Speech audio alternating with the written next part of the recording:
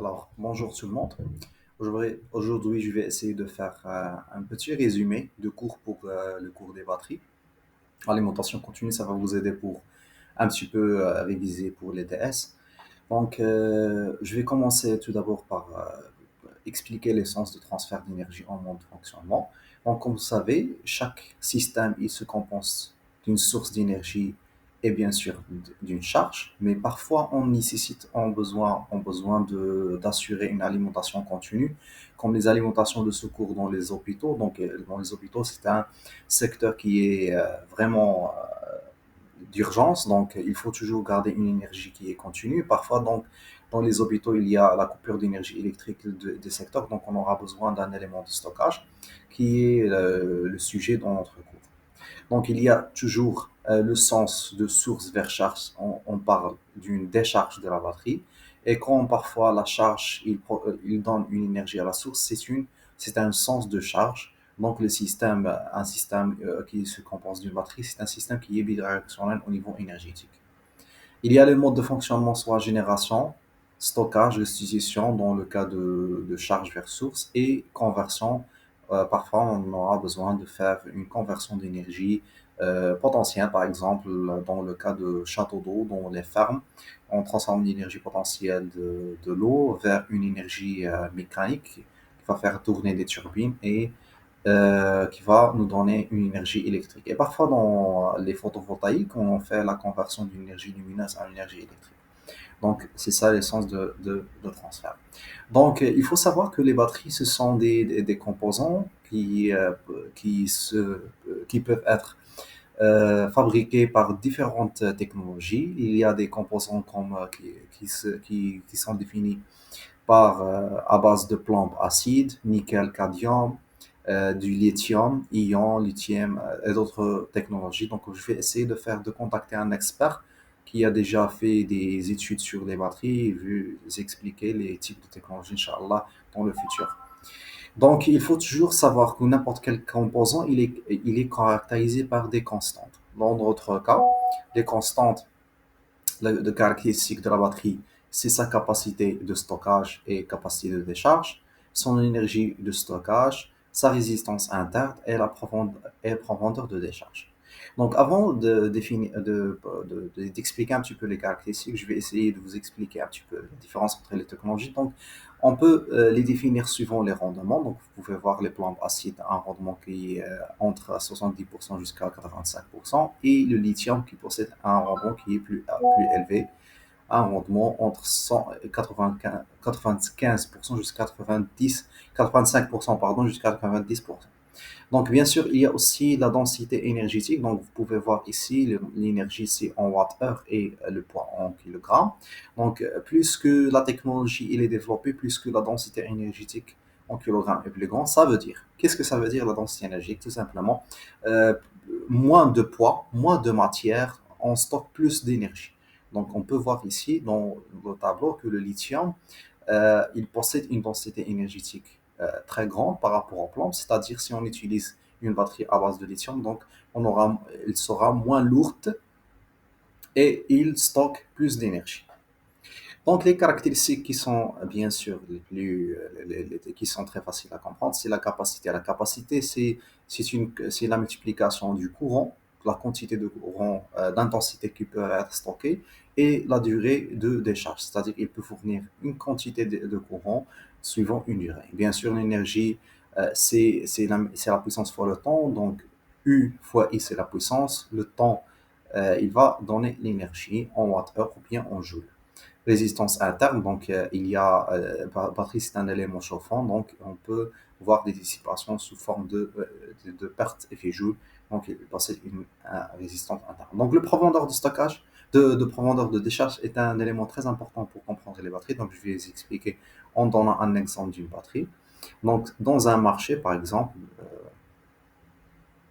dans un marché ou bien exactement le marché des énergies renouvelables, surtout les panneaux photovoltaïques. Donc, on aura besoin de types de batteries. Un exemple de batterie de solar block, donc utilisé pour dans les systèmes à base de photovoltaïque. Donc, vous pouvez lire ici les caractéristiques. Donc, premièrement, il y a une capacité nominale qui est entre 60 ampères-heure vers 185 ampères-heure, avec une tension qui est constante. Toujours, il va donner une tension de 12 volts.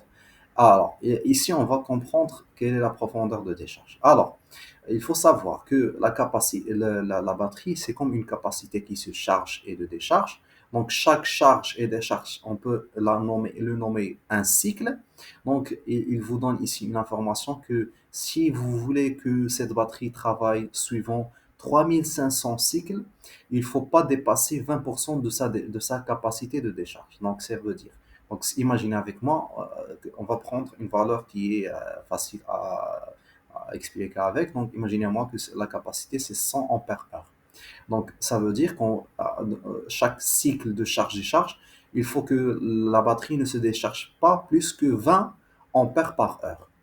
Si vous voulez garder la durée de vie de cette batterie à 10 ans, sinon, si vous voulez avoir une profondeur de décharge plus grande, par exemple 60%, donc il faut dire dans la tête qu'il faut que le nombre de décharges, le nombre de cycles, il va diminuer.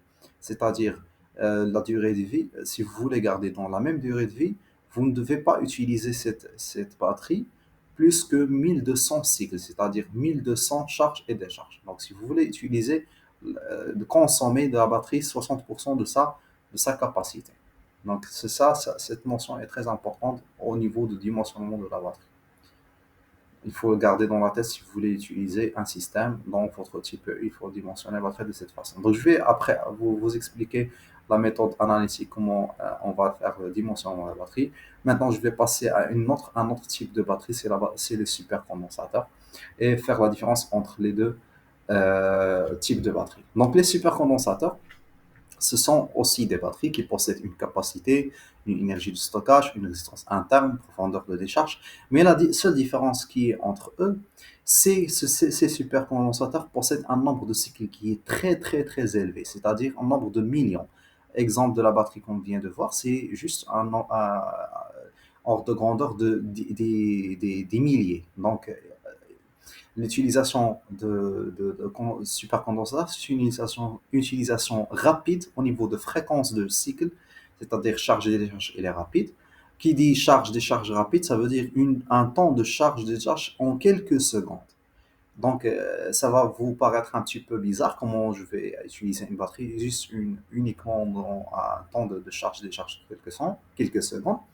Mais s'il vous plaît, parfois il y a des systèmes qui nécessitent une vitesse au niveau de consommation d'énergie. Exemple qui est très facile, que vous voyez toujours, c'est les mémoires. Exemple des RAM, exemple des éléments de stockage d'informations. Les informations, ils sont à base ce sont des informations numériques, donc sont à base de codage booléen. Donc il faut avoir une vitesse, une fréquence très élevée au niveau de changement de valeur de 0 et 1. Donc, on va utiliser des supercondensateurs pour des mémoires. Et aussi, il y a toujours d'autres types de fonctionnement comme alimentation à pic de puissance. L'exemple des voitures qui sont modernes, qui utilisent au lieu de clés manuelles, ce sont des boutons start et stop. Ces boutons start et stop nécessitent une réponse très rapide, donc on peut utiliser des supercondensateurs dans ces systèmes. Donc la différence entre eux, c'est la fréquence de cycle est très élevée, nombre de cycles qui est très élevé. Bien sûr, qui dit cycle élevé, nombre de cycles élevé, donc il faut avoir une technologie qui est adéquate à l'utilisation de ces systèmes. Alors, il y a une autre question qui se pose parfois, donc le choix, le dimensionnement de batterie n'est pas, on ne va pas toujours trouver la capacité exacte dans le marché. Parfois, on aura besoin de faire des associations, soit série, soit parallèle, juste à savoir que les batteries, ce sont des générateurs de tension. Donc, si vous faites les associations en série, donc vous augmentez au niveau de tension, mais vous gardez la capacité totale égale la même. Donc, vous faites la multiplication au niveau de tension. Mais si vous faites une association parallèle, ça veut dire que vous appliquez la loi des nœuds. Donc, vous augmentez le nombre au niveau des courants. Donc, la capacité qu'il va augmenter, la tension, rester la même.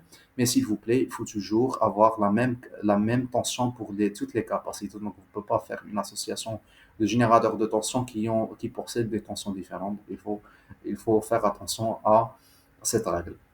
Bien sûr, si vous ajoutez le même nombre, soit association série, association parallèle, la quantité d'énergie, elle sera la même, elle sera égale. Donc maintenant, je vais faire un petit exercice pour vous expliquer comment on fait le dimensionnement des batteries, comment on fait l'achat, le choix des batteries. Donc il faut toujours comprendre qu'on aura des abacs comme ça. Donc chaque courbe, elle représente une capacité différente, c'est-à-dire une batterie à capacité différente. Bien sûr, dans ce graphe, on va le trouver exemple de batterie à plomb. Donc, première question, il vous demande de savoir la durée d'une décharge pour 0 ampère, c'est-à-dire si on a une, une comment dirais-je, une charge, une charge qui consomme 0 ampère. Donc, exemple, si vous avez une batterie de 10 ampères heure, une capacité de 10 ampères heure, 12 volts, vous avez une charge et elle va consommer un courant de 0 ampères. Donc, on veut savoir quelle est sa durée. Donc, l'exemple suivant la gare, on va trouver que c'est 1000 minutes. Donc, tout simplement, il faut faire la projection. Je vais vous expliquer comment, c'est très facile. Donc, si vous choisissez tout d'abord la batterie qui possède comme capacité 10 ampères heure, donc on trouve que c'est celle-là qui est en rouge. On essaie de faire la projection suivant la charge. Donc, la charge est demandée, c'est 0,6 ampères. Donc, on va faire la projection, on va trouver que c'est ce point.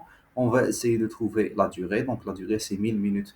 Donc, si vous avez par exemple une charge et vous connaissez la batterie, vous voulez savoir est-ce que cette batterie combien de temps il va durer au cycle des charges. Donc, vous faites la projection suivant cette courbe. Maintenant, on va passer à la question de dimensionnement. Donc, si on a un cas, par exemple, on veut faire un dimensionnement. Donc, c'est le cas de l'exercice, la question suivante. Donc, si on cherche à dimensionner une batterie qui délivre, qui consomme au niveau de la charge 100 ampères, et on veut qu'elle reste 90 minutes. Donc, on a la charge, ce qui est toujours le cas dans le système. On veut dimensionner une batterie. On pose la question, quelle est la batterie à choisir pour que ce système il sera en alimentation continue d'une durée de décharge de 90 minutes. Donc la question c'est très facile. La première question c'est le choix de la batterie de la courbe et faire la projection au niveau de la charge. Maintenant on va faire la projection au niveau de la durée. On va fixer la durée. On va essayer de trouver quelle courbe qui correspond à la durée de 90 minutes. Donc on va faire la projection 90 minutes comme ça. Donc tous ces courbes ils vont prendre une durée, par exemple, je vais prendre un exemple. Donc, si on utilise 1,2 ampère heure et on veut qu'elle dure de 90 minutes, donc on va faire la projection, on va trouver qu'elle dure uniquement moins d'une seconde.